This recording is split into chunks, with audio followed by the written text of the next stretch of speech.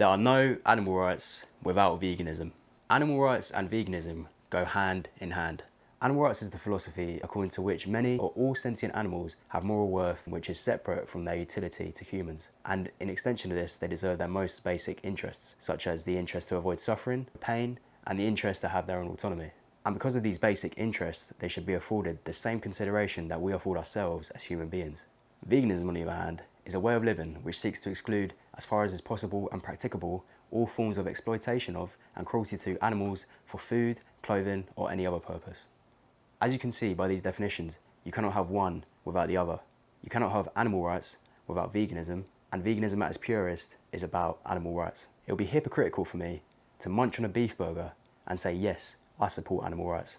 And that definition of veganism is also important to remember. Note how it says, a way of life which seeks to exclude, as far as is possible and practicable, all forms of exploitation of and cruelty to animals. That clause, as far as is possible and practicable, is very important to remember.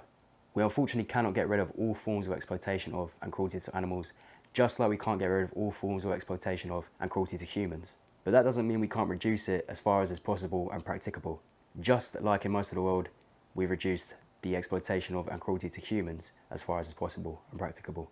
And if you live in a first world country, I've got news for you. You most certainly can reduce the suffering, exploitation of and cruelty to animals for food, clothing, or any other purpose as far as is possible and practicable with ease. Google is your best friend for informing yourself, and money is the tool you use to decide whether you'll vote in favour of animal rights or not. Let's take it back to animal rights. If say you think that you can be in favour of animal rights while still consuming, wearing, or using animal products, even if it is possible and practicable for you to do so, then you need to do some reflection. Animal rights is the idea that the most basic interests of non-human animals should be given the same consideration that we give ourselves as human beings. If you are in favour of that idea, then you would not fund industries which breach these rights. And what would you need to do to assess if these industries do breach animal rights? Is to put yourself in the shoes of the victim.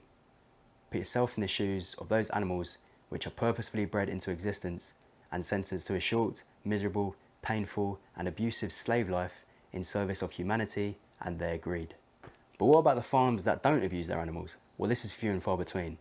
As in the UK, 85% of all farmed animals live in factory farms, which naturally means that most of the animal products you see in supermarkets are products of intensive farming, a ruthless, profit-driven system which disregards welfare and completely violates the rights of the animals within.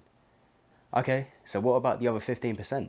Granted, the more small profit, family-friendly farms do tend to care more about welfare, but they still disregard animal rights. Any farmed animal, regardless of where they are farmed, are still viewed as a commodity. They're still viewed as property and not as an individual with autonomy or a right to their own life. Now, there may be a few standout cases where the farmer shows mercy to the family dairy cow and lets her live the rest of her life out in peace without serving the interests of humanity. But because farming is a business and is profit-driven, no matter how much they care about welfare, the farmer is still going to want to maximise coal value. And so that dairy cow will be shipped away from the lush green pastures to a livestock auction, where she'll be sold to the highest bidder, which will most likely be a beef producer since she can't produce milk anymore. That beef producer will then transport her to a slaughterhouse, where she'll be crammed in with other cows, have a stun gun shot through her skull, hanged upside down by her hoofs, and her throat slit. Oh, and that stun gun the farmer used to stun the cow isn't always effective. And there's been reports of where the cow is still conscious whilst her throat is being slit, suffocating and dying, choking in her own blood.